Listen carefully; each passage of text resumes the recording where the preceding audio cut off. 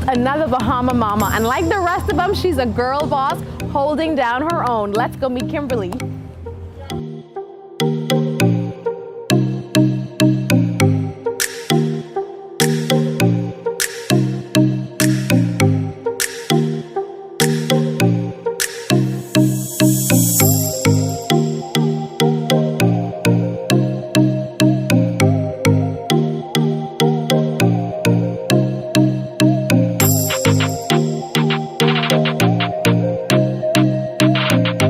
You guys, welcome again to Personal Space. Meet Kimberly!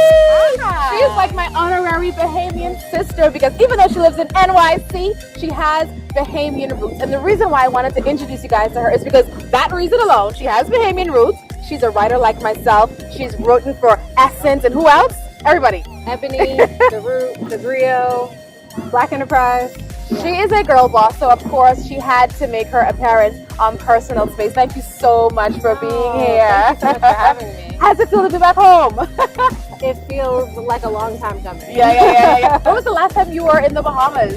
So the last time I was here was July 2018. Oh, how often do you visit though? I would say about once or twice a year I try to make it here. That's so not bad fairly at all. often. Yeah, so she's a little Bahama mama. So we've been catching up all day by the pool. She had a little massage earlier. We had some drinks. We were a little strong, but they were good. So Kimberly, talk to me a little bit. And if anybody's ever followed me, they know how much I love Essence magazine. They know that it's been a dream of mine to write for them for so long, and I am super proud and super excited to introduce them to the person that actually put me on for my first 2 bylines with Essence.com. So how did you get started writing for them? So it's really interesting. I've worked in the Black media space for about a decade now, and I like to say it was a mixture of God's alignment and just timing. I had just left the Griot, and I had been freelancing for Essence for about a year or 2 years, and they actually called me to help do programming and content for Essence Festival. So that turned into me producing. I produced the E-Suite last year at Essence Festival, and then it turned into me being brought on as a special project editor. So getting to edit content and write content, and it was just, it was kind of like a dream come true. You're literally living the dream of me and so many other people right now, right? So what are you doing now? I know that you're still writing for Essence. I know that you're a freelance writer. What do your days look like in NYC? That's when I'm in New York. But every day I would honestly say is different. So we are gearing up for the 25th anniversary of Essence Festival. So I'm actually producing 2 stages this year. Last year I did 1 stage. This year I'm doing 2. So I'm doing the E-Suite and the Global Black Economic Forum. So I deal with all the talent. I do the programming. I come up with the panels and the sessions.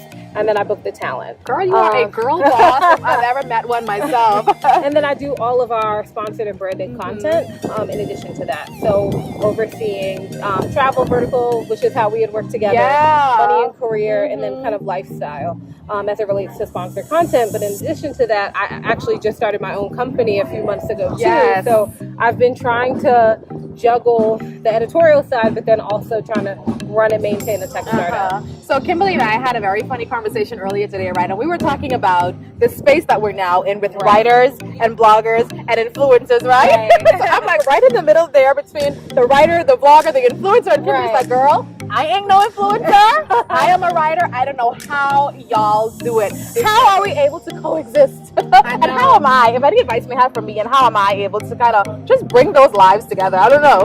So it's really interesting because I feel like there's a little bit of East Coast, West Coast beef when it comes to journalists. Sometimes they respect kind of the bloggers and the influencers. And then on the other side, you have people like you who, you're a journalist, you shouldn't be a blogger, and you're like, no, respect me. Check my resume. So I think, we can coexist together, but I think a lot of it is just kind of the miseducation.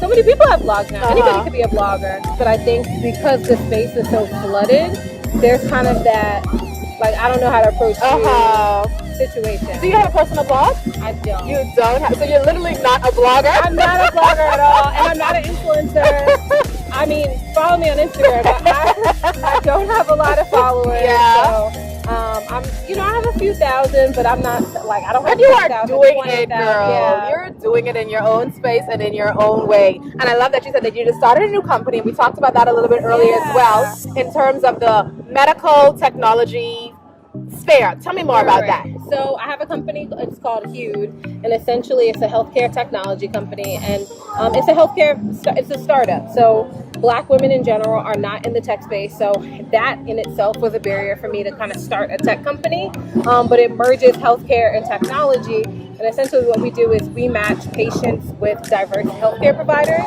because in the United States there are a lot of issues with finding culturally competent healthcare providers, essentially providers that know how to deal with us, they care about us, they care about our needs, and they have our best interest in hand. So we're working directly kind of in between the patients and doctors of color to kind of match them together. And especially when you see, statistics and articles come out saying that Black women are the ones dying most on the table when they're giving birth, because their needs aren't met, their complaints aren't taken seriously. So it's important to kind of bridge the gap, and let me find somebody that looks like me who cares about me the way that I care about. So congratulations on that. It has been a labor of love. So thank you so much. Awesome. All right. So you've been spending your days here at the Atlantis at the cove. I know. Luxuriating. That's exactly what it's been. I literally had a massage today. So yes. Awesome. So Kimberly has been traveling a lot. So you just came from Jamaica. I just came from Now you're here in the Bahamas. I'm here. Where to next? It seems like your passport has no end. I know. I'll be following you, girl. That is a loaded question, because I literally have about 12 trips within the next 3 months. So I'll be heading to Istanbul, to Egypt, to Atlanta, Chicago, Charlotte, Belize, New Orleans, Miami, Hawaii. I'm trying to just name it all. Question: how big is your suitcase, and can I fit? Am I too big for your suitcase? A little bit. I know. It's life on the road. Yeah. So what's been your favorite or best thing you've done here on property so far? I did a snorkeling experience. Oh, nice. So that was a lot of fun too. Okay. I'm not a big snorkeling fan, but I wanted to do it to kind of test myself, because I'm really afraid of like the fish kind of touching me. So I love the water. I love the water, but it's something about, they have like the eels or the stingrays swimming right underneath you. Like that freaks me out. And then they tell you that there's sharks in the water. They're nurse sharks, but still, you're thinking that I'm in a water with stingrays and sharks and all these huge fish, and they're just swimming with you. So I did that. And it was kind of like a bucket list thing. Nice. Well, bucket list for me, you guys, is literally going on that Ferris wheel you see behind me. Kimberly and I are here at the Twilight Electric Festival at the Atlantis. We're going to enjoy a little time at the showtime at the Pink Flamingo, and if my nerves allow me, we will be hitting the Ferris wheel. You coming with me? Kimberly ain't even sure.